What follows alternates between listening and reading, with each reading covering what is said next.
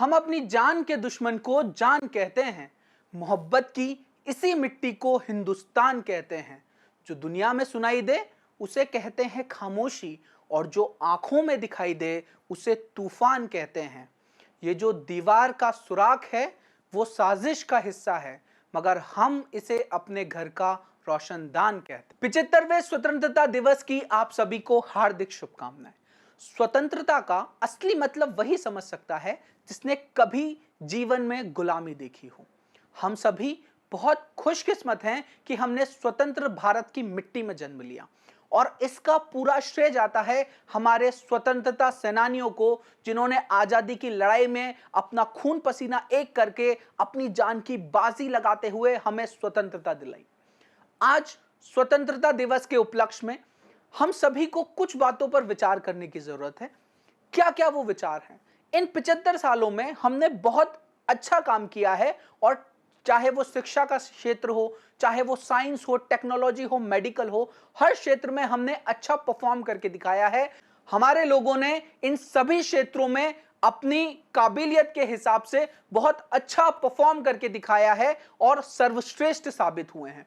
लेकिन अभी भी कई चीजें ऐसी हैं जिन पर हमें और काम करने की जरूरत है, जैसे महिलाओं की सुरक्षा हो गई, जैसे भ्रूण हत्या हो गया। हम लोगों को और इन चीजों को इंप्रूव करके एक स्वतंत्र भारत की तरफ बढ़ना है, एक आत्मनिर्भर भारत की तरफ बढ़ना है।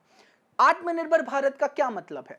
आत्मनिर्भर भारत का इतना सा मतलब है कि जो इंसान जिस भी क्षेत्र में है, जो जहां पर जो भी काम कर रहा है, जैसे अगर कोई शिक्षा के क्षेत्र में है तो वो अपने काम को पूरी ईमानदारी के साथ करे। एक दो चीजें करने से कभी भी चीजें चेंज नहीं होती है। जैसे हम आज बोलते हैं कि भारत में भ्रष्टाचार बहुत है या बहुत सारी दिक्कतें हैं, तो ये दिक्कतें ठीक कैसे होंगी, इस पर विचार करने की जरूरत है। अगर हर इंडिविजुअल इस बारे में सोच विचार करके बस ये डिसाइड कर ले कि मुझे कोई भी गलत काम नहीं करना है, और अपना जो भी मैं काम कर रहा हूं, जिस भी क्षेत्र में मैं काम कर रहा हूं, उसमें अपना सर्वश्रेष्ठ देना है, तो अपने आप ही हम एक बहुत अच्छे भारत का निर्माण कर पाएंगे। आप लोगों से ये बात करने का मकसद सिर्फ इतना है क्योंकि आप लोग वो लोग हैं जिसमें आगे चल के मेरा देश आकार लेगा। जो भी लोग मुझे सुन रहे हैं, किसानों के बेटे, अध्यापकों के बेटे, जब आप लोग, सड़कें आपकी प्रतीक्षा कर रही है कि जब आप लोग ग्रेजुएट्स होकर डॉक्टर्स, इंजीनियर्स और साइंटिस्ट बन के आगे बढ़ेंगे और भारत में नए सृजन का निर्माण करेंगे, तो भारत की दिशा बदलेगी, भारत की स्थिति और सुदृढ़ होगी, और हम स्वतंत्रता के असली मायने तक पहुंच पाएंगे।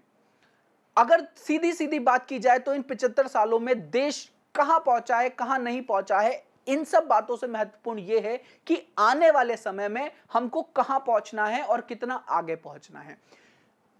हम सभी जानते हैं कि ये बातें उतनी आसान नहीं होंगी, लेकिन अगर हम कोई चीज ठान लेते हैं तो उसे करने के लिए सिर्फ हमें एक ही काम करना है कि हमें बस लग जाना है, और हर रोज हमें एक प्रण लेना है कि मैं कोई गलत काम नहीं करूंगा, अपने क्षेत्र में सर्वश्रेष्ठ देने का प्रयास करूंगा।